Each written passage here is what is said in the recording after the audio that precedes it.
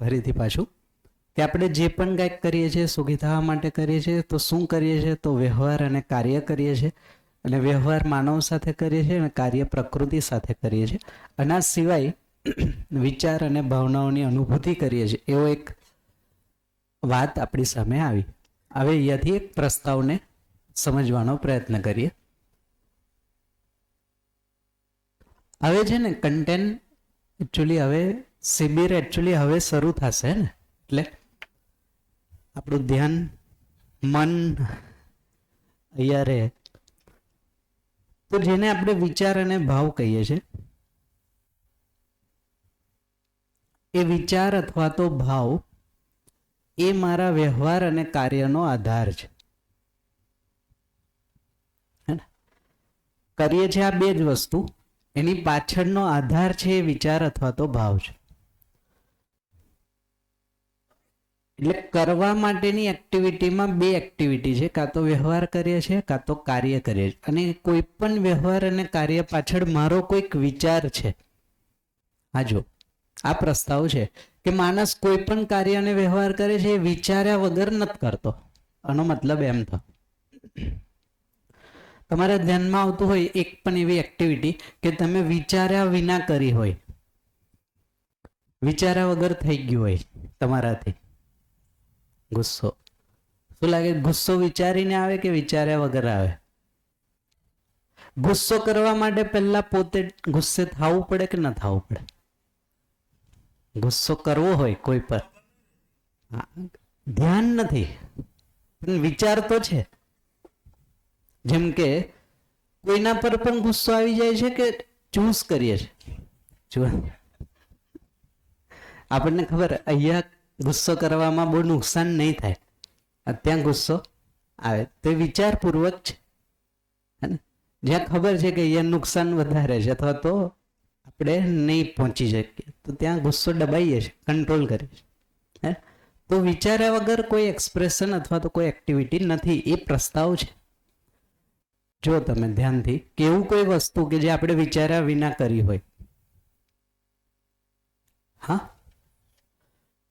હસીએ છે, રોઈએ છે તો વિચારથી હસીએ છે કે જાતે આવે? કોઈ એક હા એ તો કરીએ વન બાય વન. એક તો સપનું પછી લે, પહેલા તો હસીએ જ. હસવું એમ રેન્ડમલી બેઠા ને એકદમ હસવા માંડીએ કે કોઈને જોઈને હસીએ છે, કોઈને સાંભળીને હસીએ છે અથવા તો આપણા જ વિચાર વિચારીને હસીએ છે. હે ને? રેન્ડમલી હસીએ છે એવું ક્યાં થાય? રેન્ડમલી જે હસે છે એને કહીએ છીએ આપણે પાગલ, જેને કહીએ છીએ કે જે કોઈ પણ કારણ વિના એને એક્સપ્રેસ કરે છે. બાળકમાં હસવું અને રોવું એ એક્સપ્રેશન છે. જેમ કે બરાબર સ્થિતિમાં છે, સ્વસ્થ છે, એ કેમ ખબર પડશે? તો એ હસે છે, રમે છે, ખાય છે, પીવે છે, આ બધા એક્સપ્રેસ. એ જ રીતના બાળક રોવે છે, એ એક્સપ્રેશન છે કે આ બરાબર કંઈક તકલીફ છે. નાનું બાળક વિચારે. હા, નાનું જ્યાંથી જો હવે આ વસ્તુને સમજો, 4 મહિનાના ગર્ભથી આ એક્ટિવિટી શરૂ છે. જ્યારે મુવમેન્ટ થાય ગર્ભમાં લાત મારે છે ને, જેને આપણે કહીએ છીએ હલન ચલન શરૂ થાય ગર્ભમાં બાળક હોય ત્યારથી આ એક્ટિવિટી શરૂ છે.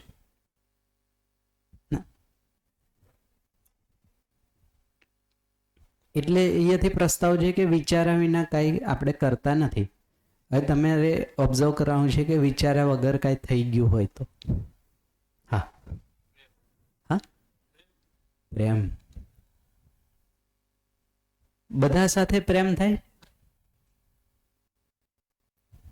કે બધા સાથે એક સરખો પ્રેમ છે કે અમુકમાં વધારે અમુકમાં ઓછો? એ ભાઈ જે કહે છે એ મોહ છે. મોહ છે. આ તો જસ્ટ એક એમના જ શબ્દ જે આવ્યો એ શબ્દના રેફરન્સમાં.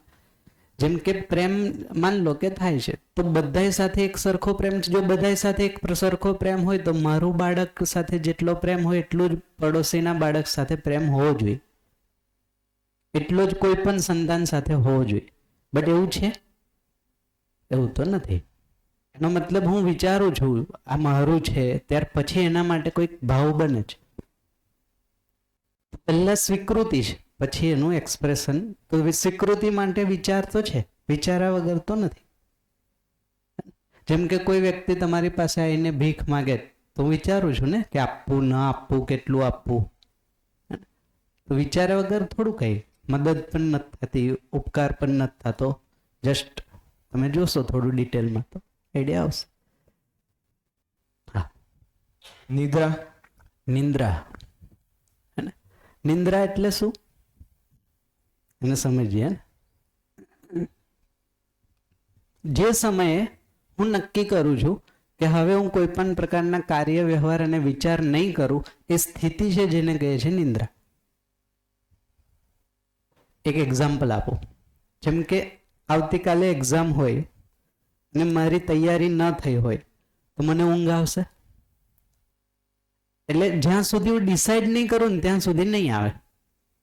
મારે એવું નક્કી કરવું પડશે, અચ્છા જે થશે ચાલશે, જોઈ લઈશું કાલે, તો ઊંઘ આવી જશે. બટ મને એનું સ્ટ્રેસ હશે ને કે હજી બાકી છે, હજી બાકી છે, હજી બાકી છે, હજી બાકી, ત્યાં સુધી ઊંઘ નહીં આવે. 2 વાગશે તો પણ ઊંઘ નહીં. બિકોઝ મારા વિચાર મારા શરીરને એંગેજ રાખશે કંઈક ને કંઈક રીતના. જે સમય હું નક્કી કરી નાખું કે ભલે ને કાલે ફેલ થવાય તોય વાંધો નહીં, ને પાસ થવાય તો પછી ઊંઘ આવી જશે. તો વિચાર બેઝિકલી નિંદ્રા એવી સ્થિતિ છે કે જ્યાં મેં મારા વિચારને એંગેજ કરવામાંથી હટાવી લઉં છું. હવે મેં શરીર સાથે કોઈ કામ નહીં કરું. એટલા સમય માટે જે રેસ્ટ આપીએ શરીરને એને કહે છે નિંદ્રા અથવા તો ઊંઘ. એમાંય વિચાર તો ચાલુ છે, બટ એક્ટિવિટી બંધ કરી દીધી મેં, કાર્ય અને વ્યવહાર મેં બંધ કરી દીધું. હવે એની સાથે તમારો જે સવાલ હતો સ્વપ્ન, હે ને, તો સ્વપ્ન બેઝિકલી વિચારનો પાર્ટ છે. જેટલું આપણે અહીંયા જેટલું આપણી પાસે ઇનપુટ હશે ને એના જ આજુબાજુના બધા સપનામાં આવતા હશે આડાઓડા થઈને. તો સપનું બેઝિકલી ઉપરનો પાર્ટ છે. કોણ કહેતું હતું સપનું આ બાજુથી કોઈ? હા, તો સપનું બેઝિકલી આનો પાર્ટ છે, હે ને. તો જ્યાં વિચાર અને વ્યવહાર અને કાર્યની જરૂર નથી, વિચારથી જે બધું ચાલે છે. તો વિચારનો જ એક એક્સપ્રેશન છે, અથવા તો આ લેવલનો જ એક પાર્ટ છે જેને આપણે સપનું કહીએ, કે જેમાં મારામાં જેટલા ઇનપુટ છે એ બધા ઇનપુટને મેં એકબીજા સાથે આડાઅવડા ગોઠવીને કંઈક જોયા કરું છું રાત્રે નિંદરમાં પણ, કે જે પ્રેક્ટિકલી પોસિબલ નથી. એટલે તમે જો સપના એક કોરી કલ્પના છે. જે વસ્તુ રિયાલિટીમાં નથી થતી એ જ વસ્તુ સપનામાં આવશે. ક્યારે એવી વસ્તુ નહીં આવે કે જે ઘટના ઘટી ગઈ છે, એવી વસ્તુ સપનામાં નહીં આવે. તમે સપનાને ઓબ્ઝર્વ કરતા હોય તો જોજો, ક્યારે એવું સપનું નહીં આવે કે મારાથી આજે જમી ન શકાનું, ચાલી ન શકાનું, દોડી ન શકાનું, એવું નહીં આવે. કારણ કે હું એ રોજ કરું છું. એવી વસ્તુનું સપનું આવશે જે મારાથી નથી થઈ શકતી. જેમ કે મારે આઈએએસમાં ટોપ થવું છે ને મને પછી આઈએએસ ની સીટ મેળવવી છે, હજુ થયું નથી, મેં વિચારમાં મારા છે. તો સપનું એવું આવી શકે કે મેં આઈએએસ થઈ ગયો છું, કલેક્ટર છું ને 2-5 વર્ષનો એક્સપિરિયન્સ. તો આ સપનું જે પ્રેક્ટિકલ નથી. તો સપના રિયાલિસ્ટિક નથી, જેનો આધાર નથી, કંઈક કલ્પનાઓ છે આપણી, જે કોઈક વસ્તુ ફોર્મમાં તમને દેખાડે. તો આપણા જ વિચાર અને ભાવનું એક એક્સપ્રેશન છે જેને સપનું કહીએ છીએ. તો એ વ્યવહાર કાર્યનો પાર્ટ નથી, ઉપરનો પાર્ટ છે. બીજું કઈ ધ્યાનમાં આવે છે કે જે? હા,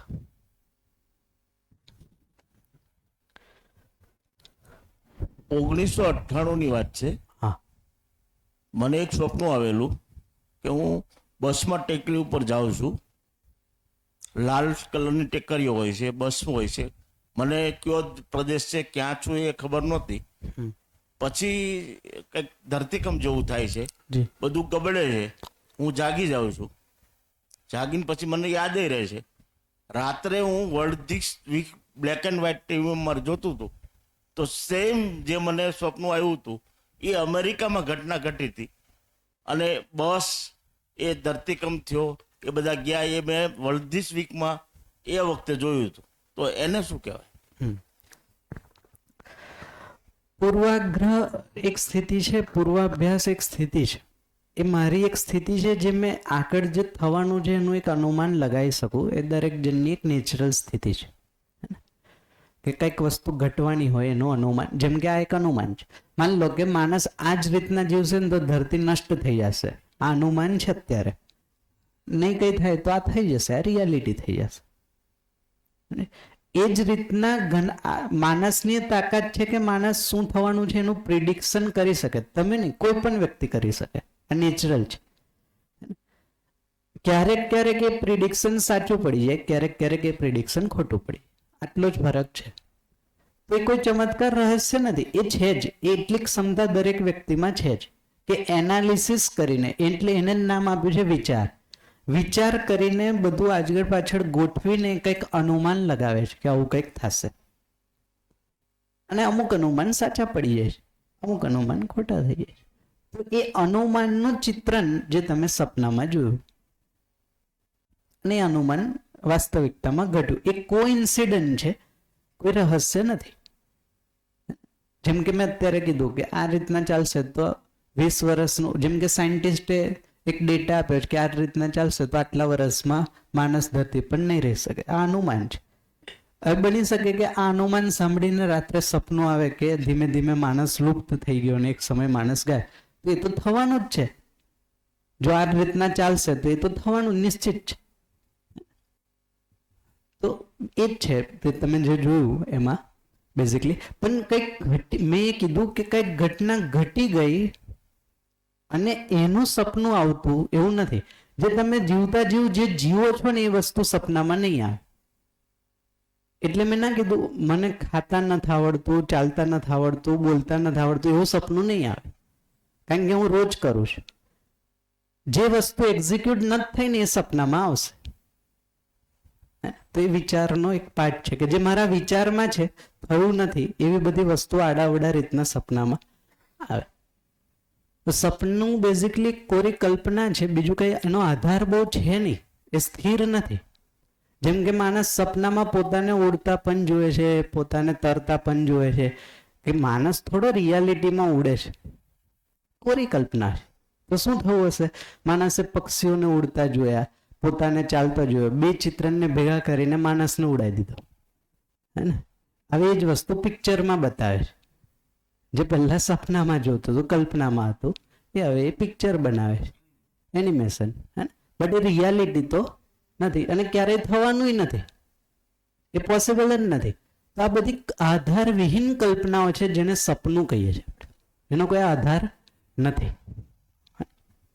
હા.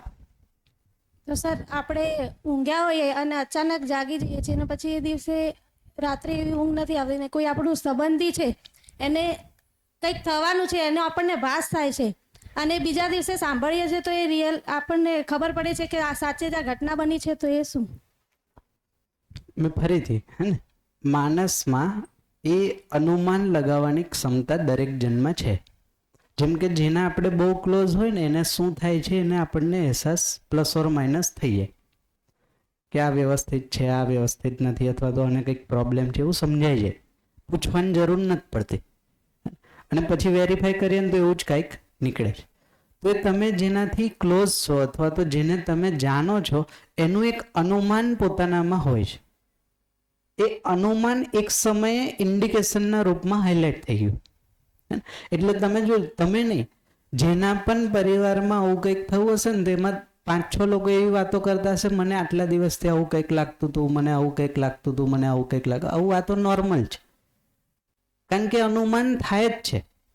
હવે એ અનુમાન ચમત્કાર નથી, એ રોજ જોવે છે અને એમની સ્થિતિનું ઓબ્ઝર્વેશન છે, પણ શું થાય છે એને ખબર નથી પડતી. એટલે હવે કનેક્ટ થાય છે કે આવું કંઈક થતું હતું. એ ઘટના થઈ ગયા પછી કનેક્ટ થાય છે કે આવું કંઈક મને ઇન્ડિકેશન આવતા હતા. એની પહેલા એને નથી સમજાતું કે આ શું થાય છે, કે આ સાચું હશે કે ખોટું હશે, એનું એને ખબર નથી. થઈ ગયા પછી એવું લાગે છે હા જો આવું જ કંઈક મને ભાસ થતો હતો અથવા તો આવું જ કંઈક મને લાગતું હતું કે આવું કંઈક થવાનું છે ને થઈ ગયું. બીજી એક વસ્તુ એક છે કે મેં ધરાર કોઈ વસ્તુને મારી ઇમેજિનેશનમાં ફિટ કરી દીધી, જે છે નહીં પણ મેં જોડી દીધી. માન લો કે એક એક્ઝામ્પલ આપો. મને સપનું આવ્યું કે કોઈ વ્યક્તિ નું કોઈ એક બીજો વ્યક્તિ મર્ડર કરે છે, સપનું આવ્યું માન લો, અને સવારે એવી કોઈ ઘટના બની. હવે મેં સપનાને ને ઘટનાને મિક્સ કરી દીધી. આ મારી કલ્પના છે, મારા સપનાના કારણે આ નથી. જેમ કે તમે અહીંયા જોશો તો એવું તો અત્યારે પૃથ્વીના દરેક કોઈ પણ ક્ષેત્રમાં કાંઈક ને કાંઈક ઘટના તમે જે જોતા હશો એવી આજુબાજુની કાંઈક ઘટતી જ હશે. એનો મતલબ એ નથી કે આપણે કંઈક છે ને એવું કંઈક, તો એ તો આપણે પરાને કોઈક વસ્તુને બેસાડીએ અલગ વસ્તુ છે.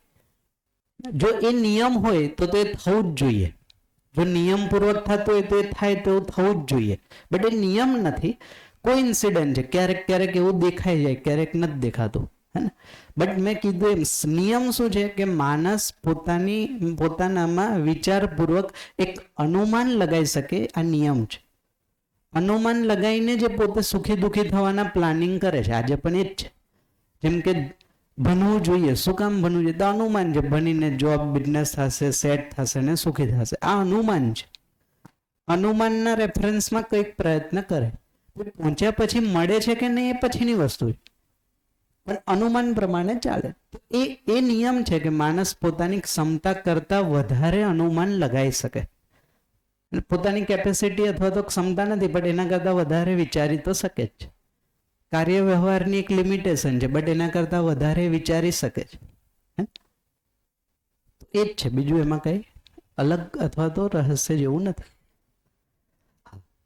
બીજું કઈ કોઈને ધ્યાનમાં આવે છે કે વિચાર્યા વિના કંઈક થઈ ગયું હોય આપણાથી, કે આપણે વિચાર્યું ના હોય અને આપણે વ્યવહાર અને કાર્ય કર્યું?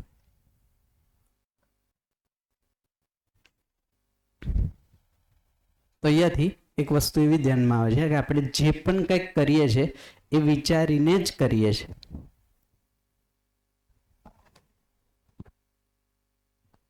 તો પછી કોઈ દુઃખી થવાનું વિચાર્યું હતું?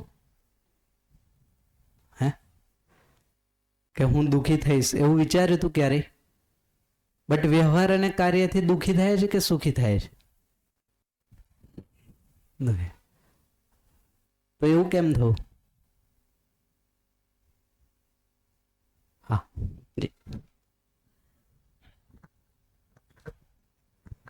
જે ઘટનાઓ ઇમિડિયેટ રિએક્શનમાં આવે છે, ધારો કે માખી આવીને આપણે હાથથી ખસેડી દીધી, એના માટે વિચારવું નથી પડતું. એવી અસંખ્ય ઘટનાઓ છે જે સિક્સ સેન્સથી આપણને સીધી સૂચે છે અને આપણે સીધા રિએક્શન આપીએ છીએ, જેમાં કશું વિચારતા નથી. એમ તો બે વસ્તુ છે. જો જેમ કે બોડીમાં એક બોડીને સંરક્ષણ માટે બોડીમાં બાય ડિફોલ્ટ મિકેનિઝમ છે, જે બોડીનો પાર્ટ છે, તમારો પાર્ટ નથી. જેમ કે ગરમ લાગે ને તો હાથ હટી જશે, તો બોડી પોતાને બચાવવા માટે કરે. પણ હું વિચારીને ગરમ લાગશે તો પણ હાથ મૂકી રાખીશ, આ મારો નિર્ણય છે. જેમ કે કોલસા સળગતા હોય ને હું ચાલું છું, ગરમ લાગે છે તથા તે છતાં પણ હું નિર્ણય કરું છું, વિચારું છું ના મારે ચાલવું તો હું ચાલું છું. ગરમી લાગે છતાંય હું વિચારું મારે કામ કરવું તો કરું છું. તો હું જે કરું છું ને એ બધું વિચારીને કરું છું. તમે જે કીધું ને એ બોડીમાં સેલ્ફ સસ્ટેન સિસ્ટમ છે, જે બોડીને બનાવી રાખવા માટે એની આપમેળે થાય. જેમ કે શ્વાસોશ્વાસ આપણે કરીએ છીએ કે બોડીમાં બાય ડિફોલ્ટ છે, પણ હું વિચારીને એને વધારે ઓછું કરી શકું. તો અહીંયા આપણે એ વાત કરીએ છીએ કે જે હું કરું છું અને જેમાં વિચાર ન હોય, તો એવી કોઈ એક્ટિવિટી તમે ઓબ્ઝર્વ કરશો તો એવી નહીં આવે. જેમ કે શ્વાસ લેવો અને છોડવો શરીરનું માન લો કે એની જવાબદારી આપણને આપી હોત તો ક્યારેક ભૂલી ગયા તો બને. એમ કે હૃદય છે, હે ને, હૃદય ધબકે છે તો એની જાતે છે. ખાવાનું જમવાનું જમીએ પછી પાચન થાય તો એની જાતે થતી વસ્તુ છે, જેમાં આપણું કોઈ કોન્ટ્રીબ્યુશન તમે ઈચ્છો તો પણ થશે, નહીં ઈચ્છો તો પણ થશે. બટ હા, કેટલું કરવું એ આપણી ઈચ્છા પ્રમાણે થશે. જેમ કે હૃદયનું ધબકવું નેચરલ છે, એમાં આપણો કોઈ રોલ નથી. બટ એને બંધ કરી દેવું એ મારી વિચારપૂર્વક થશે. હું સુસાઇડ કરીશ તો બંધ થઈ જશે, અથવા નિર્ણયપૂર્વક એને બંધ. તો અમુક શરીરને, કારણ કે પ્રકૃતિને ખબર છે કે માણસ ના સમજીમાં કાંઈ પણ કરી શકે, તો કાલે ઉઠીને હૃદય ચાલુ કરવાનું બંધ કરવાનું ભૂલી ગયો, હે, તો સિસ્ટમ ખોરવાઈ જશે. એટલે અમુક વસ્તુ આપણને હાથમાં કંટ્રોલ આપ્યા નથી, એની જાતે થાય છે. તમે સમજદાર હોવ તો પણ, ના સમજદાર હોવ તો પણ બોડી એની જાતે ચાલશે. તો એવી જેટલી એક્શન છે ને એ બધી એક્શન બોડીલી એક્શન છે, જેમાં આપણો કોઈ રોલ નથી. જેમ કે આંખ પટપટાવી, એમાં આપણો કોઈ રોલ નથી, હે ને? તો એ કેટેગરીમાં આવતી એક્ટિવિટી જેમાં હું નથી કરતો, બટ હા હું વિચારપૂર્વક એને પ્લસ ઓર માઇનસ કરી શકું, કરી પણ શકું, ન પણ કરી શકું. જેમ કે ભૂખ લાગવી, એમાં આપણું કોઈ કન્ટ્રીબ્યુશન નથી, એ શરીરનો નેચર જ. એનર્જી ઓછી થશે એટલે ભૂખ લાગશે જ. બટ જમવું કે ના જમવું એ મારો નિર્ણય છે. હું ઈચ્છું તો શરીરને ભૂખ્યું પણ રાખી શકું, હું ઈચ્છું તો એને વધારે જમાડી પણ દઉં છું. તો એ વિચારપૂર્વક થાય છે. તો આ રીતના આપણે ઓબ્ઝર્વ કરી શકીએ.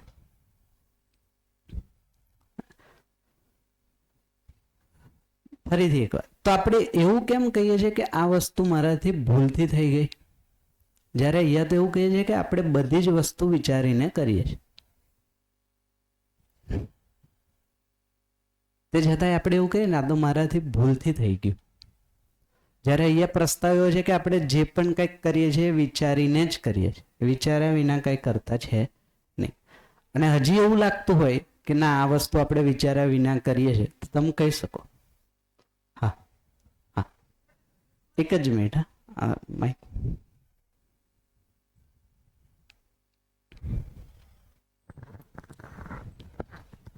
સર આ અકસ્માત થાય છે કોઈ થોડા વિચારીને કરે સર. એટલે તો એને નામ, અકસ્માત એટલે જ એને નામ આપ્યું અકસ્માત. અકસ્માતનો મતલબ જ છે કે મેં ઈચ્છતો નથી ને એના સિવાય કંઈક બીજું ઘટી ગયું.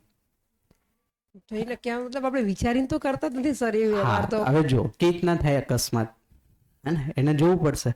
જેમ કે અહીંયાથી હું ચાલતા ચાલતા નીચે પડી જાઉં તો આને અકસ્માત કહેવાય કે ના કહેવાય? એક પ્રકારનો એક્સિડન્ટ. મેં થોડું વિચાર્યું હતું કે હું પડી જઈશ. તો થાય છે શું? ચાલવાની એક્ટિવિટી છે, કાર્ય શું છે? ચાલવાનું. એના રેફરન્સમાં ચાલવાનો વિચાર હશે, હા કે ના? હવે જેવો મારો વિચાર ચેન્જ થશે ને કાર્ય પણ ચેન્જ થઈ જશે. ચાલતા ચાલતા મેં તમારા વિશે વિચારું તો એક્ટિવિટી ચેન્જ થઈ ગઈ, એને કીધું એક્સિડન્ટ. પહોંચે છે વાત? બીજી રીતના થોડી ઓછી સમજાવું, પહોંચી, જોજો ના સર. ફરી કારણ આવે. કે- હા ફરીથી. જેમ કે હું કાર લઈને જાઉં છું, તો ઘરેથી તો આપણે એવું નક્કી કરીને જ્યાં જવું છે ત્યાં બરાબર પહોંચી જઈએ. એક્સિડન્ટનું કોઈ વિચારી નીકળે, બરાબર? કાર લઈને જાઉં છું એટલે એક્ટિવિટી શું થઈ? કાર ચલાવવાની એક્ટિવિટી. તો મારું ધ્યાન અથવા તો મારો વિચાર ક્યાં હોવો જોઈએ? કાર. તો જ હું પહોંચીશ ને ત્યાં. હવે શું થયું? વચ્ચે બાજુમાં કોઈ વ્હીકલનું એક્સિડન્ટ થયેલું છે અને મેં એ જોવા ગયો એટલે મારો વિચાર ક્યાં ડાયવર્ટ થયો? ત્યાં. એટલે મારી કારમાંથી મારો વિચાર ઉઠી ગયો અને અહીંયા જે થયું એને કીધું એક્સિડન્ટ. તો વિચાર જે ક્ષણે ચેન્જ થશે ને એ ક્ષણે એક્ટિવિટી પણ ચેન્જ થઈ જશે. જે ક્ષણે જે વિચાર હશે ને એના રેફરન્સમાં જ કાર્ય અને વ્યવહાર થશે. તો વિચાર્યા વગર કોઈ વસ્તુ થતી નહીં. મેં નિર્ણય લીધો કે મારે ત્યાં જોવું છે એટલે મેં ત્યાં જોયું અને એ ઘટનામાં મારું વ્હીકલ કોઈ સાથે ટચ થઈ ગયું, આ એક્સિડન્ટ છે. હા, તો એ એના વિચારનું એક્સપ્રેશન છે. જો સી એ તમે થોડું કર્યું છે. જેમ કે તમે ઊભા છો, બરાબર, અને પાછળથી કોઈ વ્હીકલે ટચ, તો એ એક્ટિવિટી તમે થોડી કરી, તો એને કરી ને. એક્સિડન્ટ કોને કર્યો? તમે કર્યો કે એને કર્યો? એને કર્યો. તો એને તો વિચાર એના પ્રોબ્લેમમાં, તમે ક્યાં વિચાર્યું હતું? એટલે એ એક્ટિવિટી તમારી નથી, એ એક્ટિવિટી કોની છે? બીજાની. તમે તો એમાં કંઈક વચ્ચે આવી ગયા ને. સિમ્પલ જુઓ તો તમે થોડું વિચાર્યું હતું કે મેં સામે જઈને આમ ઉભો રહીશ ને આવીને ઠોકરે, લાઈક એ હોઈ શકે. સુસાઇડ કેસમાં અલગ વસ્તુ છે, હે ને? કે આજે જઈએ ટ્રેન આગળ ને આપણને, એ અલગ વસ્તુ છે. બટ જ્યારે તમે નોર્મલી રસ્તા પર ઊભા છો ને તમારી સામે એક્સિડન્ટ તમારી સાથે થાય તો એ તો એક્ટિવિટી પણ બીજાએ કરી છે ને વિચાર પણ બીજાનો. તમારો ક્યાં છે? તમે તો એ વિચારથી જ ઊભા થતા હું અહીંયા ઊભી છું તો મને કઈ નહીં થાય, હે ને? ક્લિયર થાય છે? હા.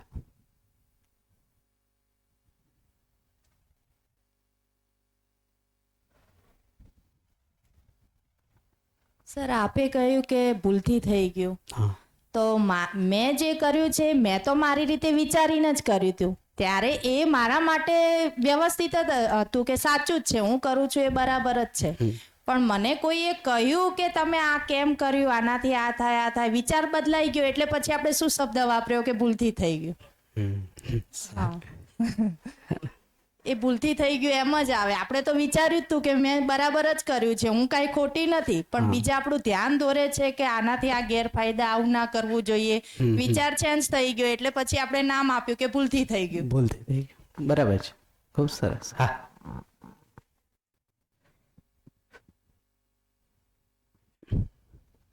સર જીવન વિદ્યા કહે છે કે કોઈ પણ ઇન્સાન જાનબૂझ કે ગલતી કરતા નહીં है, मतलब તો આ ભૂલને ભૂલ સાબિત કરવા વાળું કોણ છે?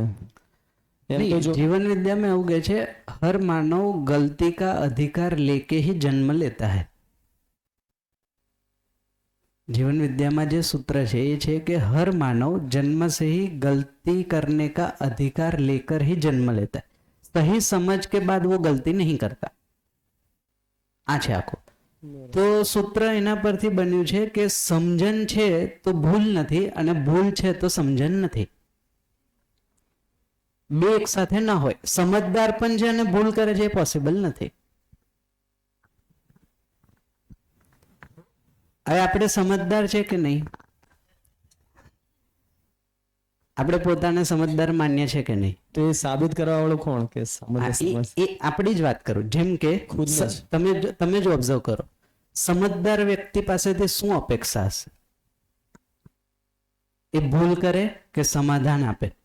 સમાધાન. હા, તો સમજદાર વ્યક્તિ કેવો હશે? સમાધાન સાથે. ક્યારેય ભૂલ નહીં કરતો હોય. એ શું કામ ભૂલ કરે? એ જ્યારે એની પાસે સોલ્યુશન છે જ, એ ભૂલ શું કામ કરશે? આપણે ભૂલ એટલા જ માટે કરીએ, આપણી પાસે સોલ્યુશન નથી.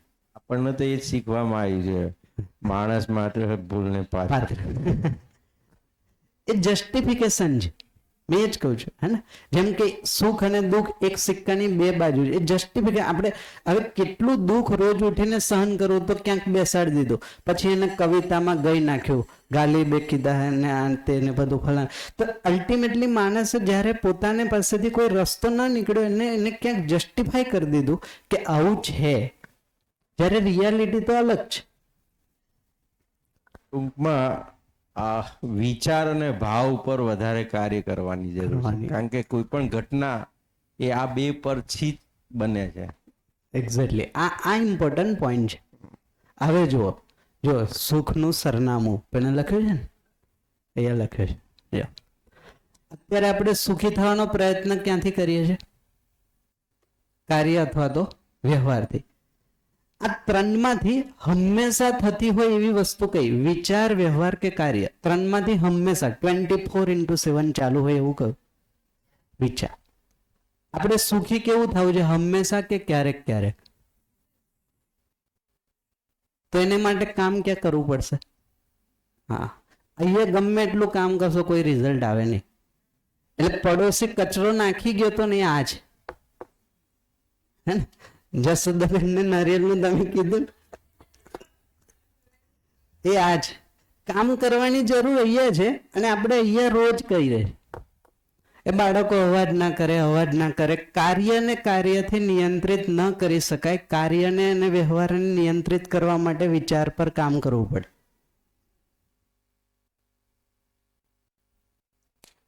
કારણ કે માણસ વિચારથી ડ્રાઈવ થાય છે. વિચાર્યા વગર કોઈ વ્યક્તિ કામ કરતું નથી.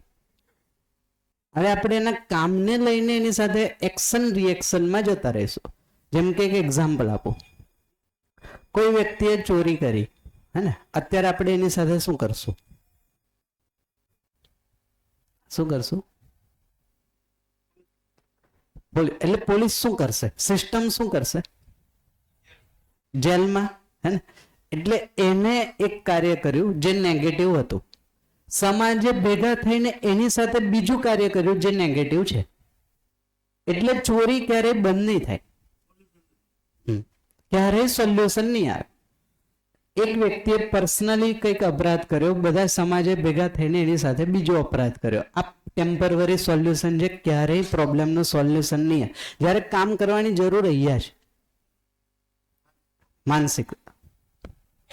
એટલે જ भैया बात करी છે कि गलती को गलती से नहीं रोका जा सकता, अपराध को अपराध से नहीं रोका जा सकता, युद्ध को युद्ध से नहीं रोका जा सकता। એ સોલ્યુશન જ નહીં આવે, કારણ કે એ બધા એક્ઝેક્ટલી આ નીચેના લેવલના છે, હે ને?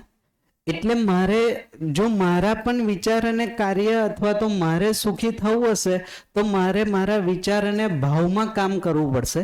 એની માટે જ આપણે પછી આગળ હવે વાત કરશું કે જેમ હું જે પણ કંઈક, જો ક્યાંથી શરૂઆત થઈ હતી, હું જે કંઈક કરું છું એ સુખી થવા માટે કરું છું, તો શું કરું છું? તો હું વ્યવહાર અને કાર્ય કરું છું. તો વ્યવહાર અને કાર્ય કયા આધારે કરું છું? તો કોઈક વિચારના આધારે કરું છું. હવે જોઈએ કે આ વિચાર ક્યાંથી આવે છે.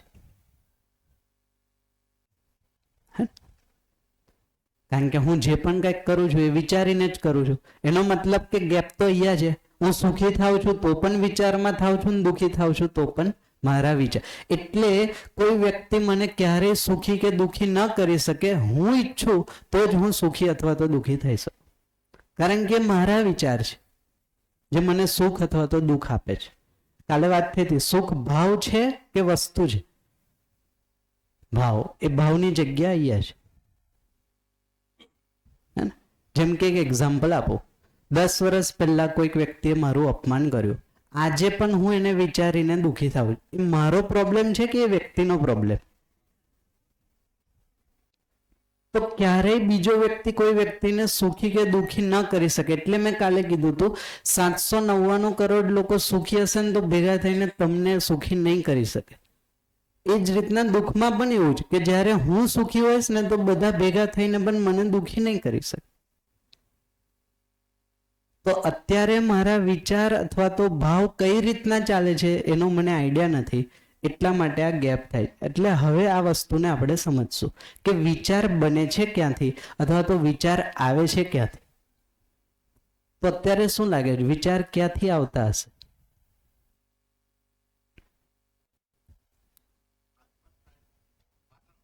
વાતાવરણમાંથી, હા,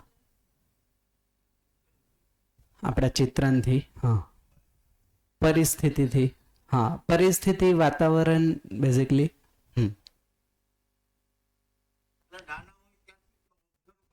હા, ત્યારથી શરૂ થાય. ડેટા, હા,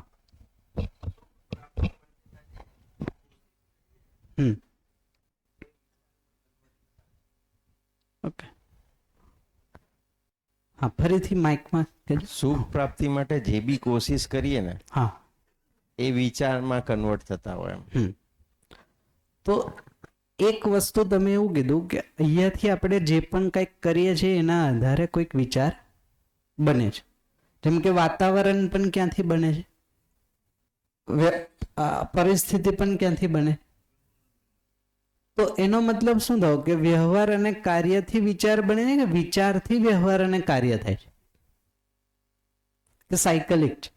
વિચારથી કાર્ય અને વ્યવહાર થાય. તો વિચાર ક્યારથી માણસમાં શરૂ થાય છે? તો જેમ કે એક એક્ઝામ્પલ આપો, જ્યારથી માણસ જોતો થશે, સમજતો થશે, ત્યારથી માન લો કે વિચાર હોય, તો 4 મહિનાના ગર્ભમાં બાળક વિચાર કરતો હશે કે નહીં કરતો હોય?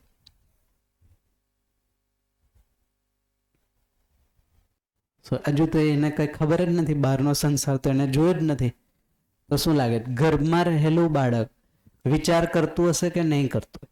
કાર્ય વ્યવહાર નથી કરતું ને અત્યારે, વિચાર કરતું હશે કે નહીં કરતું? હા, માઇક બંધ છે જો. વિચાર અને કાર્યથી વ્યવહાર પ્રભાવિત થાય, અને જે પ્રમાણે વ્યવહાર અને પ્રભાવિત કાર્ય થાય એ એના અનુભવથી પાછો વિચાર બદલાય. હા, હા, એ ચેન્જ થાય. જેમ કે મેં વિચાર્યું હતું કે આવું કરીને સુખી થઈ જઈશ, ન થવું તો પાછું બીજું કંઈક, એ બરાબર. પણ માની લો કે ગર્ભમાં રહેલું બાળક હજી કોઈ આમાં ઇન્વોલ્વ જ નથી, તો શું એનામાં વિચાર હશે કે નહીં હોય? ખરો, હશે. એનું પ્રમાણ શું? મતલબ તમે ક્વેશ્ચન કંઈક એવો છે કે વિચારનું ઉદ્ભવ સ્થાન ક્યાં છે? હા, ક્યારથી શરૂ થાય? ઓકે, એટલે એ શરીરની બિયોન્ડ એક જીવનની સ્થિતિ થઈ ને, હા, મૂળ બહારની માન લો, સ્થિતિ છે. જે શરીર- બહારની સ્થિતિ નહીં ના લેશો, પણ જ્યારથી આપણે સમજીએ છીએ કે અહીંયાથી માણસ છે, હે ને, તો ગર્ભથી છે, તો ગર્ભના લેવલે વિચાર હશે કે નહીં હોય? કે બહાર આવીને પછી જોશે ને ઓબ્ઝર્વ કરશે પછી જ કંઈક વિચાર તો થશે? એટલે આપણે વિદ્યાની સાપેક્ષમાં વાત કરી શકીએ, બાકી જવાબ નથી. સાપેક્ષમાં એવું છે કે ભાઈ 4.5 મહિના પછી જ્યારે જીવન ધારણ કરે છે શરીરને, એના પછી વિચાર ઉત્પન્ન થાય છે. હા, એનું મેં જ કહ્યું, એ તો સમજ્યા, ચાલો એ તો બધા પાસે કન્ટેન્ટ નથી, બટ એનું પ્રમાણ શું? કે ગર્ભમાં બાળક વિચારે છે એનું પ્રમાણ શું? એક અથવા તો નથી વિચારતો તો એનું શું પ્રમાણ? બે બાજુ. હા, એક વાત થઈ શકે એમાં હા, કે જ્યાં મન હોય ત્યાં વિચાર ઊભો થાય ને થાય. હા. એટલે એનો બાપ કહો કે માતા કહો એટલે મન છે. મન છે એટલે વિચાર આવે ને આવે ને આવે. હા, એ તમે ઘટના કીધી એ બરાબર, બટ મેં કેમ માની લઉં કે ગર્ભમાં રહેલા બાળકમાં વિચાર છે? એનું પ્રમાણ તો આપશે ને. જેમ કે બહાર નીકળીને પ્રમાણ આપે છે ને કે વિચારે વગર કંઈ પણ એક્ટિવિટી કરતો નથી. તો ગર્ભમાં કંઈક, હવે જો સિમ્પલ, જો ગર્ભમાં કંઈક એક્ટિવિટી કરે છે કે નથી કરતું એને ઓબ્ઝર્વ કરો એટલે ખ્યાલ આવશે. મારે ને હા, તો લાત રેન્ડમલી મારે છે કે કંઈક વિચારીને મારતું હશે? ના, એને રમવાનો મજા આવવાની એટલે લાત માર દે. એની પોઝિશન ચેન્જ કરે છે, લાત મારે છે, કમ્ફર્ટ સ્થિતિમાં જાય છે, આ બધું વિચારપૂર્વક થાય છે. એ રેન્ડમ નથી.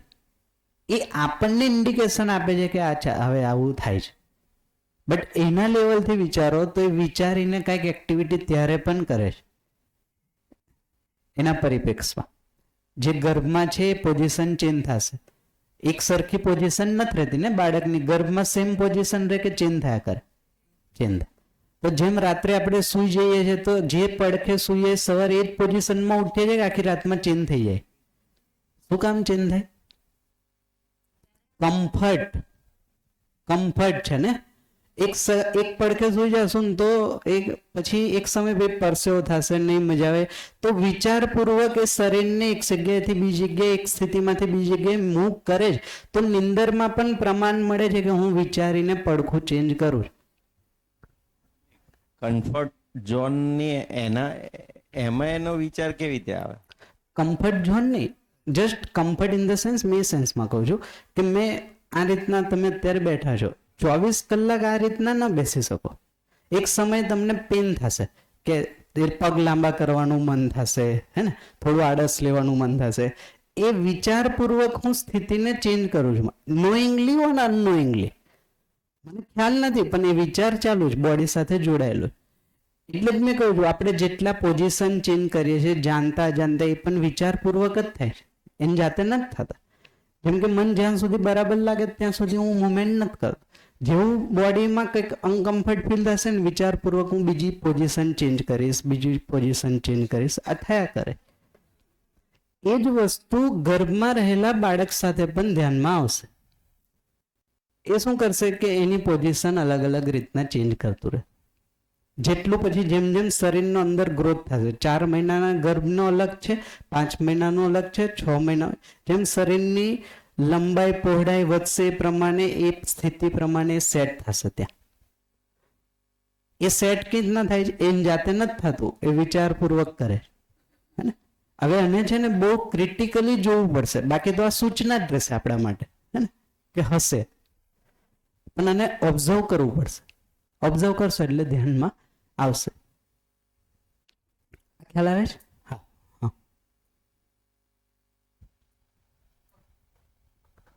સર, તમે વિચારીને કહો છો તો અકસ્માતની વાત થઈ, એમાં આપણે જો લોંગ ડ્રાઈવ એક આપણી આગળ પ્રેક્ટિસેબલ હોય અને વિચારની હારે જોડાયેલી એમ વાત કરો છો, પણ ક્યારેક એવું બને છે ડ્રાઇવિંગમાં, આપણે કાર ચલાવતા હોઈએ, કોઈ વસ્તુ કોઈ ઓચિંતા આડી આવે તો આપણે વિચાર કર્યો કે ન કર્યો, આપણું જે માઇન્ડ છે અનકોન્શિયસ માઇન્ડ, એ ઓટોમેટિક બ્રેક ઉપર, ક્લચ ઉપર, ગેર ઉપર જતી જાય છે. અનકોન્શિયસ નથી, તમે વિચારો છો કે આ ઘટનામાં પહેલેથી વિચાર બનેલો જ છે, તમે યુઝ ટુ થઈ ગયા એટલે ધ્યાન. જેમ કે એક એક્ઝામ્પલ આપો, જો જ્યારે તમે પહેલી વાર કાર ચલાવતા શીખતા હોય તો તમે છે ને નીચે જોયા કરશો. જોવાનું ક્યાં હોય? ઉપર. એની પ્રેક્ટિસ નથી ને, કારણ કે હજી શીખીએ જ છે. તો ક્લબ ને જોશું, પેલા કહેશે ઉપર જો, અહીંયા એને જાતે ઉપર જો, પછી ઘેર બધા ત્યાં જોશું, હોય કે સામે જો, હે ને? પછી ધીમે ધીમે ધીમે ત્રણેય વસ્તુ ઇનલાઈન આવશે. એટલે એ સમયે માન લો જ્યારે તમે શીખતા હોય અને જે કોન્ફિડન્સ ના હોય ને, તો બાજુવાળો કંઈ બોલશે ને તો અવાજ ના કરમાં ડિસ્ટર્બ થાય છે, હે ને? એકવાર એનામાં કોન્ફિડન્સ આવી ગયો તો પછી તમે સ્મૂથલી ડ્રાઈવ કરો છો, વાતે કરો છો, મ્યુઝિક સાંભળો, બીજી 10 એક્ટિવિટી કરો. તો એમાં શું થયું, પેલામાં ધ્યાન લગાવવું પડતું હતું કારણ કે મને ખબર નથી. હવે એ ધ્યાન બનેલું જ છે, તો લગાવવું નથી પડતું. જેમ કે અહીંયાથી મારે ઘરે જવું હોય તો વિચારવું નથી પડતું ક્યાંથી ટર્ન લઈશ, ક્યાંથી લઈશ. તો ઓલરેડી એક વિચારપૂર્વક એક મેપ તૈયાર થયેલો, તો એની સમય એના પ્રમાણે હું મારા શરીરને ગાડીને ડ્રાઈવ કરીને પહોંચી જાઉં. હવે ઇન બિટવીન કઈ થાય છે તો પાછું મારે અલગથી વિચાર બીજો લગાવવો પડે. માન લો વચ્ચે કોઈ રોકી લીધા, અથવા તો અમને કીધું એમ કે વચ્ચે કંઈક અચાનક કંઈક આવી ગયું, હે ને? તો પછી મારે અલગ એફર્ટ આપવો પડે, જોરથી બ્રેક મારવી પડે અથવા તો વોટેવર. તો એની માટે પાછો થોડો અલગ વિચાર કરીએ, બટ એક વિચાર બનેલો છે એટલે પાછો નવો એડ થાય. વિચાર જ ન હોત તો ગાડી સ્ટાર્ટ જ ન થાય, પહોંચવાની તો વસ્તુ દૂર. માન લો કે મારું ધ્યાન જ ના હોય ને તો ગાડી, તમે એવું જોયું હશે, હે ને? કોઈ વ્યક્તિના હાથમાં પેન હોય ને એને પેન હોદ્યા કરતો હોય, ક્યાં છે પેન, ક્યાં છે પેન, ક્યાં છે પેન, કોઈ કે તમારા હાથમાં જ છે. એ રીતના ચાવી, કારણ કે તે ટાઈમે વિચાર બીજો જ, વસ્તુ એની પાસે છે, ધ્યાન નથી, હે ને? તો એ સમયે એવું જ થાય છે કે એકવાર વસ્તુ યુઝ ટુ થઈ ગયા, તમે રોજ વસ્તુ રોજબરોજની કરતા થઈ ગયા, પછી એમાં ધ્યાન બનેલું રહે છે, અલગથી આપવાની જરૂર નથી પડતી. એટલે પછી મેં બીજી જગ્યાએ પણ ધ્યાન આપી શકું, એટલે વિચાર કરી શકું ને આ વિચાર તો ચાલુ જ છે. વસ્તુને જે આપણે ડ્રાઇવિંગમાં તમે ધ્યાન પહેલા પ્રેક્ટિસ કરતા હતા, શીખતા હતા, અને પછી તમને ઓટોમેટિક બધું થાય છે, એ જ વસ્તુ નિરંતર સુખ માટે કરીએ તો કેમ થાય? એટલે એના પર પહોંચશું આપણે. એટલે જો પાછું બે ભેદ છે. મને કાર અથવા તો વ્હીકલ ચલાવતા આવડી જશે એનો મતલબ કે એ નથી કે મને જિંદગી ચલાવતા આવડી જશે. તો કાર ચલાવવાનો વિશ્વાસ અલગ છે અને સંબંધ નિભાવવાનો વિશ્વાસ અલગ છે. એ વિશ્વાસની આપણને કલ્પના નથી એટલે થતું નથી, અને આપણને કલ્પના છે એટલે આ થાય છે. તો એને જોશું આગળ, પરિવાર, સંબંધ, પોતાને ઓબ્ઝર્વ કરશો એટલે આવશે. તો નિરંતર ધ્યાનની અવસ્થાને વિચાર શૂન્યતા કહી શકાય? હા, ના, વિચાર શૂન્યતા અલગ વસ્તુ છે. વિચાર શૂન્યતાનો મતલબ હું પ્રયાસપૂર્વક વિચારને બંધ કરું છું, જે નેચરલ નથી. જ્યારે ધ્યાનની સ્થિતિ એવી છે કે મારા ઇન્દ્રિય, જે 5 ઇન્દ્રિય છે, હે ને, જે 5 ઇન્દ્રિય એકાગ્રતા પૂર્વક કોઈ એક જગ્યાએ ચેનલાઇઝ થાય છે, એને કીધું ધ્યાન. અને જ્યારે વિચાર શૂન્યતામાં તો મેં એક્ટિવિટીને બંધ કરવાનો પ્રયત્ન કરું છું. ધ્યાન બનેલું એટલે જ જો, હવે આ બ્યુટી જુઓ તમે, સમજણ પછી વ્યક્તિનું પોતાનામાં, સંબંધમાં, સમાજમાં અને પ્રકૃતિમાં ધ્યાન બનેલું જ રહે છે, એટલે ક્યારેય ભૂલ કરતો નથી. અત્યારે ધ્યાન જ નથી. ધ્યાન હોત તો આટલા બધા ક્વેશ્ચન માર્ક ન હોત, હે ને? જેમ કે મારું ધ્યાન હંમેશા મારા સગા સંબંધી સાથે મારા સંબંધમાં બનેલું જ રહે છે, એટલે ક્યારેય મારાથી સંબંધમાં પ્રોબ્લેમ આવે જ નહીં. સહજ છે, નેચરલ ધ્યાન છે, પ્રયાસપૂર્વક નથી કરવું પડતું. હા, જ્યાં સુધી મને એની સમજણ નથી ત્યાં સુધી પ્રયત્ન છે, જેને અભ્યાસ કહીએ. જેમ કે જ્યાં સુધી ગાડી ચલાવતા નથી આવડતી ત્યાં સુધી એનો અભ્યાસ છે. એકવાર થઈ ગયું પછી વિશ્વાસ બની ગયો, પછી એમાં ચેન્જીસ નથી. પછી સવાર ઉઠીને એવું નહીં થાય કે આજે ચલાશે કે નહીં ચલાય. નિરંતર, આ નિરંતરતા છે. આ જ નિરંતરતા સંબંધમાં આવશે, આવી જ. અને આ તો હિન્ટ છે, આના કરતા પણ વધારે છે. તો કે વ્યક્તિના શરીર, વ્યક્તિમાં આવતા અપ્સ એન્ડ ડાઉન્સથી મેં પ્રભાવિત નહીં થાવ. પછી હું પણ નિરંતર વ્યવહાર કરી શકું છું, હું પણ નિરંતર એની સાથે સુખમાં રહી શકું છું, હું પણ નિરંતર આ ચારેય લેવલે હાર્મનીપૂર્વક જીવી શકું છું. એ ત્યારે જ આવે કે જ્યારે એનું આપણને નોલેજ હોય અથવા તો સમજણ હશે. તે પોસિબલ છે. જેમ જેમ સમજતા જશું એમ એમ એ સ્થિતિ આપણામાં બનતી જશે, એ વસ્તુ ઘટતી જશે.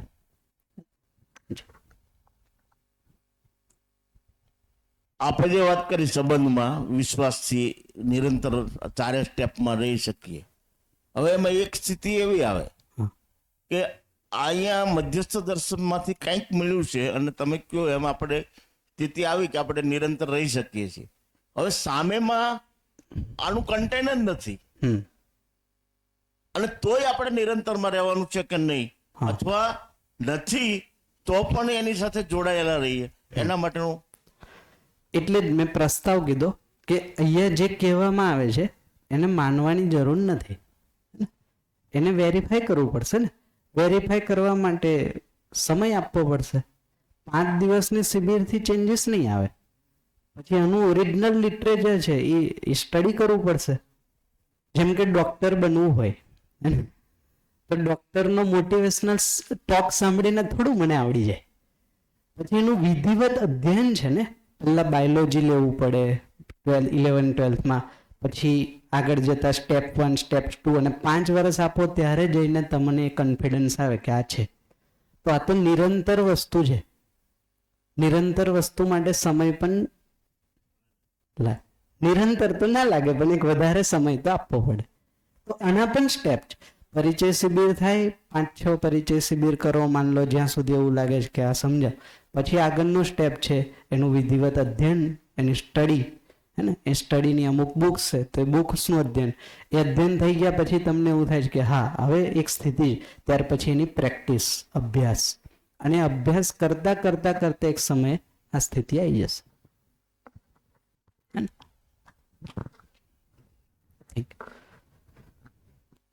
અહીંયા સુધી ક્લિયર થાય છે? હા, આમાં કોઈ ચાલો તો હવે જોઈએ વિચારનો આધાર શું છે. આપણે એ વાત કરતા તો બાય ડિફોલ્ટ વિચાર છે જ, હે ને. ધ્યાન આકર્ષણ ત્યાં હતું કે જેવું શરીર એટલે ગર્ભ ધારણ થાય છે ત્યારથી, એટલે કે એનું પ્રમાણ છે કે મુમેન્ટથી વિચાર ચાલુ છે. સ્થૂળ પ્રમાણ, બહારથી જોવું હોય પ્રમાણ તો શું, તો મુમેન્ટ થાય છે, એનું એક પ્રમાણ છે. તો વિચાર છે. વિચારને પછી કાર્ય વ્યવહાર પ્રમાણે એ સાયકલિક થઈ જાય, હે ને. તો મેં આવું કરવા જતો તો બીજું થઈ ગયું, પછી મેં વિચાર ચેન્જ કર્યો, પછી એવું કરવા ગયો એવું રિઝલ્ટ આવ્યું તો એને કન્ટિન્યુ રાખ્યો, હે. તો એ રીતના વિચારપૂર્વક આ ચેન્જ થાય છે. હવે જો વિચારનો આધાર વર્તમાન સ્થિતિમાં 2 વસ્તુ છે જેને કીધું દબાવ અને પ્રભાવ. આ 2 વસ્તુથી અત્યારે વિચાર બને છે. હવે એને સમજીએ 1 by 1. દબાવ એટલે જેમ કે બાજુવાળા કાર લાયા એટલે હવે હું કાર લાવીશ, હે ને. કારણ કે સમાજમાં રહેવું હોય, સોસાયટીમાં રહેવું હોય તો કેમ ચાલશે, હે ને. છોકરાઓના મેરેજ કરવા હોય તો ઘરે જોઈએ ને કારે. આ દબાવ છે, પિયર પ્રેશર જેને કહે છે. એક એજ ગ્રુપમાં એક સરખો દબાવ આવે. જો ફરીથી સમજજો, જેમ કે તમારી એજ ગ્રુપનો દબાવ તમારી એજ ગ્રુપના વ્યક્તિઓથી જ આવશે, નાનાથી કે મોટાથી નહીં આવે. જેમ કે અત્યારે જે ફેશન અને ટ્રેન્ડ ચાલે છે એ એક એજ ગ્રુપમાં જ ચાલતી હશે, બધા માટે નહીં હોય, કોમન નહીં હોય. જેમ કે મારે મોબાઈલ લેવો છે અને મારે હવે આઈફોન જ લેવો છે, એ ક્યાંથી આવ્યું, તો મારી એજ ગ્રુપમાં એ ચાલે. એટલે મને એક દબાવ પ્રેસ ફીલ થાય છે કે આ નહીં હોય ને તો હું આ મારે જેવા લોકો સાથે નહીં રહી શકું. એના કારણે મેં એક વિચાર કર્યો અને પછી આઈફોન લીધો, કાર લીધી, બાઇક લીધી, વોટેવર જે પણ થયું. તો એક છે દબાવવશ વિચાર કર્યો અને એનાથી કંઈક કાર્ય વ્યવહાર કર્યો, હે ને. એ જ રીતના જેમ કે મેરેજ છે અને કપડાં લીધા, જો તો કયા આધારે લઈએ છીએ આપણે કપડાં લેવા, કેમાં આવશે વ્યવહાર કે કાર્ય? કાર્ય. એની પાછળ શું વિચાર હોય, જો તો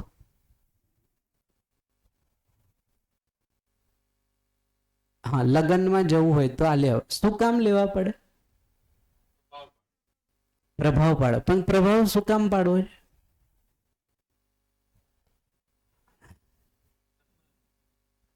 સન્માન મળે. અને સન્માનથી શું મળશે? સુખી થવાના ચક્કરમાં આપણે કંઈક માની લીધું અને માનીને કંઈક કર્યું. હવે ત્યાં જઈને કોઈ એકવાર એવું કીધું, આ કેવું પહેરીને આવ્યા છો,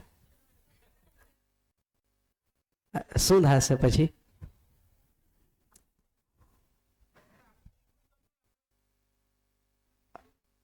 મેં જ કહું, ના આપો વેલ એન્ડ ગુડ, પણ એવું થાય છે? જો હા, કપડામાં નહીં થતું એ એક એક્ઝામ્પલ છે. બધા માટે એક સરખું નથી, પણ અલગ અલગ લેવલે તો જુઓ, બધાના અલગ અલગ દબાવ પ્રભાવ છે ને. આ તો એક સિમ્પલ એક્ઝામ્પલ કોટ કરું છું. મેં એમ નથી કહ્યું તમારા કપડાના ડિસિઝન આ રીતના હશે. કોઈકનું કપડામાં નથી તો કોઈકનું ખોરાકમાં હશે, કોઈકનું બીજામાં હશે. અલગ અલગ તો છે, દબાવ પ્રભાવ અલગ અલગ જ હશે. આ તો ઇન જનરલ એક્ઝામ્પલ આપું. માની લો કે લગ્ન પ્રસંગ છે, તો સિમ્પલ માની લો કે મેં જે કપડામાં છું એ જ કપડામાં જઈ શકું કે ના જઈ શકું? તો કેમ નથી જતા આપણે? તો એનાથી પછી મને એવું લાગે છે કે ના, આ પ્રસંગમાં આવું તો પહેરવું પડે. આ દબાવ છે. સર, જે ગર્ભ અવસ્થામાં આ લાગુ ન પડે.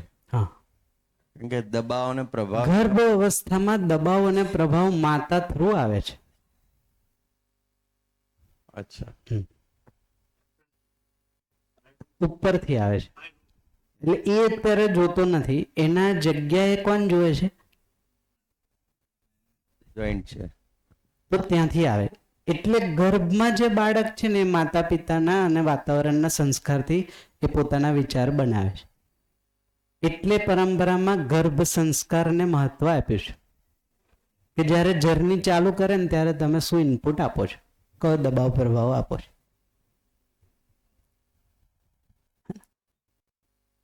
ગર્ભમાં રહેલો બાળક સાંભળે તો છે, જોતું નથી. સાંભળે છે, પછી એને એક્સપ્રેસ કરે છે. જોવાની એટલે આંખ, સ્થૂળ આંખથી થવાની ક્રિયા બહાર આવીને થશે. એના સિવાયની બધી એક્ટિવિટી ગર્ભમાં થાય છે. શબ્દ, સ્પર્શ, રૂપ, રસ, ગંધ જે પણ છે, અને બોલવાની એક એ બહાર આવીને થશે. બાકી સાંભળવું, ઇનપુટ લેવા, એ બધું થાય છે. એના આધારે દબાવ પ્રભાવમાં વિચાર પણ આવે છે. એટલે ગર્ભ, હવે એમાં પછી આગળ પણ જોશું, એક એનો પણ ઇનપુટ છે, પ્લસ માતા પિતાનો પણ ઇનપુટ આવે છે. બે ઇનપુટ છે. એને આગળ જતા આપણે થોડુંક ઓબ્ઝર્વ કરશું. પણ અહીંયા ગર્ભાવસ્થામાં આવે તો છે, બીજા થ્રુ આવે છે. બહાર નીકળીને હું પોતે ગ્રહણ કરું છું, આટલો જ ફરક. તો દબાવ એટલે કે જે મારે નથી કરવું, પણ કોઈ પણ પ્રકારના પરિવારના, સમાજના કે પ્રકૃતિ લેવલના દબાવના કારણે હું કરું છું, એ બધી જ એક્ટિવિટી દબાવમાં આવશે. જેમ મને નથી ખબર હું શું કામ કરું છું, પણ બધા કરે છે એ કરું છું, આ દબાવ છે. જોબ શું કામ કરીએ છીએ, એ તો જોબ કર્યા પછી ખબર પડી ને. પહેલા તો ડિસિઝન બીજાથી જ હતું ને. તમે વિચારો, હવે જોજો, દબાવને બહુ માઇન્ડલી ઓબ્ઝર્વ કરશો ને તો લગભગ એને એક શબ્દમાં કહીએ ને તો વાતાવરણનો દબાવ છે. અને વાતાવરણમાં 4 ફેક્ટર કામ કરે, અને એમાંય મેજોરિટી પોતાની જેવા, એટલે આને પિયર પ્રેશર કીધું. બીજાનો દબાવ બહુ મેં એક્સેપ્ટ નથી કરતો. એટલે તમે જોશો ને તો બાળક એક એજ સુધી માતા પિતાનું માનશે, પછી એના મિત્રનું સાંભળશે, કારણ કે નેચરલ છે, એના જેવો છે નહીં. માતા પિતા એના જેવા નથી. એની વિચારધારા, માનસિકતા, અત્યારની સ્થિતિની વાત કરીએ છીએ, અલગ છે. તો એ દબાવ ક્યાંથી આવશે? જેમ કે બાળક આપણી પાસે ડિમાન્ડ કરે છે કે મારે આઈફોન લેવો, તો એ દબાવ એના એજ ગ્રુપમાંથી આવે છે, એનું ડિસિઝન નથી. એ જ રીતના પ્રભાવ એક ફેક્ટર છે. પ્રભાવ એટલે જેમ કે ટીવીમાં કોઈ એડવર્ટાઇઝ જોઈને આપણે વસ્તુ પરચેસ કરી લીધી, આ પ્રભાવમાં આવીને કરેલું કાર્ય છે. એક એક્ઝામ્પલ આપો, એ ટીવીમાં એડવર્ટાઇઝ આવી કે XYZ ક્રીમ લગાવશો એટલે આટલા ટાઈમમાં ધોળા થઈ જશો. માન લો કે અને મને પહેલેથી એવું હતું કે ધોળા હશું ને તો સન્માન મળે અને સન્માન મળશે એટલે હું સુખી થઈશ. હું લઈ આવ્યો ઘરે ક્રીમ અને લગાવી 7 દિવસ 8 દિવસ. જો કેટલા ટકા લોકો છે કે જે કાળામાંથી ધોળા થયા હોય? આજે 1% પણ મને ખબર જ્યારથી ટીવી છે ને ત્યારથી એ કંપની એડવર્ટાઇઝ આપે છે અને આપણા ઘરમાં પ્લસ ઓર માઇનસ એ વસ્તુ છે, એવી નહીં તો એના જેવી. એનો મતલબ હું એવું માનીને ચાલુ થઈ જશે. પ્રમાણ નથી, પ્રૂફ નથી, રિયાલિટી ચેક કરવા જશું તો નથી મળતું, નો રિઝલ્ટ નથી. એ જ રીતના આ પીવડાવો તો આઈક્યુ વધી જશે બાળકનો. ગમે તે પ્રલોભન પ્રભાવ જે આવે છે એને હું એક્સેપ્ટ કરું અને એ પ્રમાણે કંઈક કાર્ય વ્યવહાર કરું. એટલે જે પ્રશ્ન મેં પૂછ્યો તો આ મારાથી ભૂલથી થઈ ગયું એટલા માટે કે મારો વિચાર હતો જ નહીં, ક્યાંક બહારથી ડ્રાઈવ થતો હતો. એટલે અત્યારે મારું રિમોટ કંટ્રોલ બીજાના હાથમાં છે. એટલે જ્યારે પણ કાર્ય કરું છું ને રિઝલ્ટ મને જેવું જોઈએ છે એવું નથી મળતું. જ્યારે પણ વ્યવહાર કરું છું ને મને જોઈએ છે એવું નથી મળતું, કારણ કે હું મારા ડિસિઝનથી કરતો જ નથી, હું કંઈક બહારથી કરું. તમે વિચારો તમારી લાઈફનું એક એવું ડિસિઝન કે તમે જાતે લીધું હોય, કોઈ એક ડિસિઝન તમે વિચારો અને કહો કે તમે જાતે લીધું પોતાની રીતના.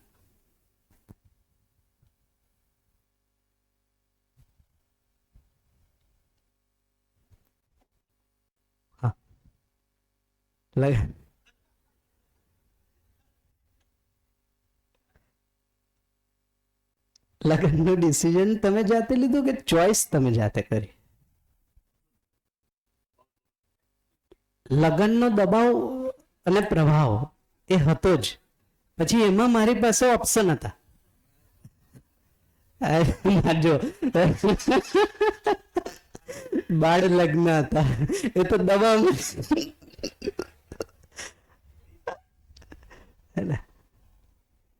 જેમ કે બાળક 10મા પછી સાયન્સ લે કે કોમર્સ લેશે, એ બાળકનો પોતાનો નિર્ણય હોય છે કે દબાવ પ્રભાવ થયા? આપણામાં જુઓ તો આપણા એવા કેટલા નિર્ણય છે કે જે આપણે જાતે લીધા. જેટલી પણ આપણી એજ થઈ 30 વર્ષ 25 વર્ષ 50 વર્ષ, આટલી એજમાં પોતાના નિર્ણય હોય એવું એકાદ એક્ઝામ્પલ આપો.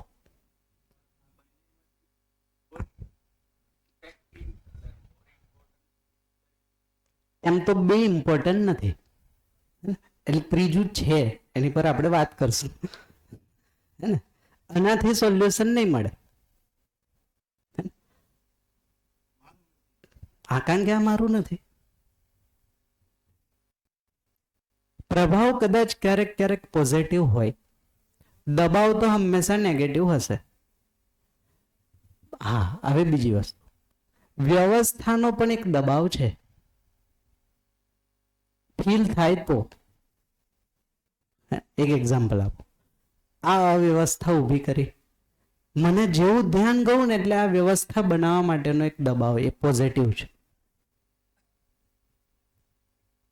બટ એ અત્યારે છે ને એટલે મેં કીધું નતું. એવો દબાવ અને એવો પ્રભાવ બહુ આવતો છે નહીં, કારણ કે એ દબાવ અને પ્રભાવને ઓબ્ઝર્વ કરવા માટે કોઈ સાચી વસ્તુ જોઈએ જે છે નહીં. અને જો માન લો કે સાચી વસ્તુ હોત ને તો સ્થિતિ જ ના બની હોત જેવડે છે, તો એ દબાવ અને પ્રભાવ આવ્યા જ ન હોત, એ સહજ થઈ જાય. અત્યારે આપણે શું કરીએ, રિપેર મેન્ટેનન્સમાં આવશે આ વસ્તુ કે પહેલા બગડી ગયું, હવે એને આપણે સુધારવાનું. તો સુધારવા માટે એક દબાવની જરૂર પડશે, એક પ્રભાવની જરૂર. તો જીવન વિદ્યા પોઝિટિવ પ્રભાવ આપશે. આ વાતચીત 5 દિવસમાં એક પોઝિટિવ પ્રભાવ જનરેટ થશે.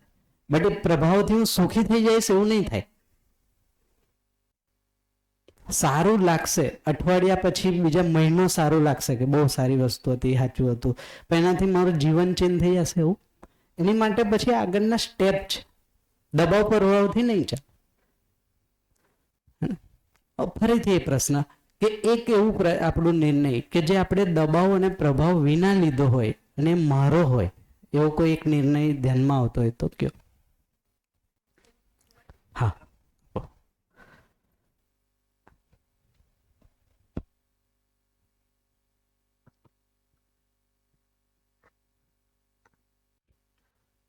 સર હા હવે હું સર સાદેથી જો રહું છું સર ઠીકથી એમ મતલબ હવે હું સાદેથી રહું છું તો એ મારો નિર્ણય છે, પણ સર એ હું જે નિર્ણયથી રહું છું તો સર મારા એ નિર્ણયથી મારા પરિવારવાળા પછી મારા જે બધા એ છે સંબંધીઓ એ બહુ દુઃખી રહે છે સર. પણ મને તો એકદમ પ્રકારનું સુખ જ મળે છે કે મને તો એકદમ ખુશી મળે, ભલે કે એમ દાખલા તરીકે હું મારા સિમ્પલ કપડાં પહેરું છું, દાખલા તરીકે હું વાળ કાળા નથી કરતી તો મારા લીધે બધા દુઃખી જ રહે એમ કે મને કે તું કેમ વાળ કાળા નથી કરતી, મતલબ ડાઈ કેમ નથી કરતી. પછી આ બધા સતારાવાળાને બધા સાડીઓ પહેરે, હું એવી સાડી ન પહેરું છેકથી જ એમ કે ગમે તે બધા મને જોઈ હશે લગભગ બધાને ખ્યાલ જ છે કે બેન આવી ઝગમગવાળી સાડી મને ઓછી ગમે એમ. પણ હવે સર પ્રસંગમાં જેમ કીધું કે આ મેરેજમાં જાઓ તો એવું બધું પહેરીને જાઓ ભપકાવાળું તો જ એમ કે જાણ કે પ્રતિષ્ઠા પડે ને. હવે હું એવું બધું સર નથી માનતી છેકથી જ એમ, અને પણ મને એક ગમે છે કે ચલો સાદા કપડાં પહેરીને જવું, પણ મને એક એવું લાગે છે કે મને જ સરસ લાગે છે ને હું એમ જ મને સુખ મળે છે સર. બરાબર છે.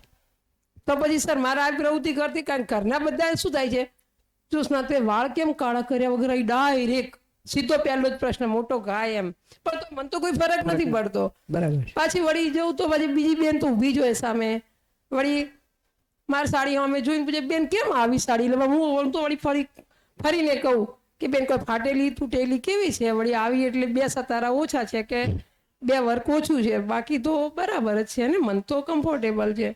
તો સર એ વખતે મારે તો સર મારો નિર્ણય છે, તો હું શા માટે સર નિર્ણય ચેન્જ કરું એમ.